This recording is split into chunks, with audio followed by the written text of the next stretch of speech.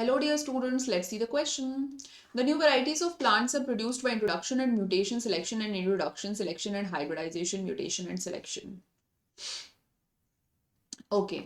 तो इसका मैं आपको आंसर बताती हूँ। तो इसमें क्या होता है, new variety of plant. New variety of plant से यहाँ पे तात्पर्य है कि कोई ऐसी वेराइटी जो पहले नहीं थी और कोई ऐसी वेराइटी जिसमें कुछ इन्हांस्ड पोटेंशियल हो, जैसे कि हो सकता है हाई यील्डिंग हो सकता है डिजीज रेजिस्टेंट हम्म हो सकता है पेस्ट रेजिस्टेंट हो, इंसेक्ट रेजिस्टेंट हो। तो कुछ एक खास क्वालिटी उसके अंदर होनी चाहिए। तो पहला ऑप्शन दिया है इंट्रोडक्शन एंड म्यूटेशन, बट यहाँ पे साफ साफ नहीं बताया कि किस चीज का इंट्रोडक्शन। इंट्रोडक्शन मतलब क्या, किसको इंट्रोड्यूस करवा रहे हैं यहाँ पर, that is not clear, so we will cut it out. Second दिया है selection and introduction. So again वही बात, किस चीज का इंट्रोडक्शन।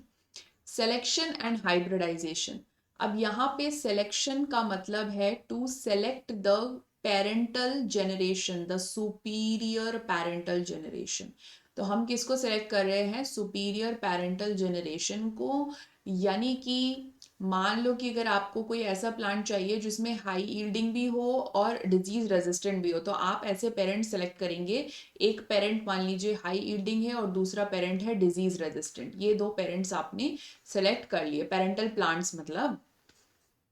ठीक है, फिर आप इनको क्रॉस करोगे और क्रॉस करने के बाद आपका इस प्रोसेस को क्या कहते हैं, हाइब्रिडाइजेशन। हाइब्रिड बनेगा, जरूरी नहीं है 100 में से हो सकता है 5-6 बन जाए। ठीक है, आपको ढूंढना पड़ेगा, आपको बहुत शिद्दत से ढूंढना पड़ेगा, तो हाइब्रिड बन सकता है। तो इस प्रोसेस को हाइब्रिडाइजेशन कह देंगे। सो यस, अगर हाइब्रिडाइजेशन हो गई यानी हाइब्रिड बन गया और हमने शुरुआत में सिलेक्शन किया था, तो yes, you will get the what, new variety, and our new variety will have both high yielding properties and disease resistant properties. So option C is correct. Option D में दिया है mutation and selection, तो केवल mutation और selection से हो जाएगा क्या ना। देखो, अब mutation से new variety बन तो सकती है, लेकिन यहाँ पे थोड़ा सा सिलेक्शन इन्होंने बाद में दे रखा है और म्यूटेशन इन्होंने पहले दे रखा है।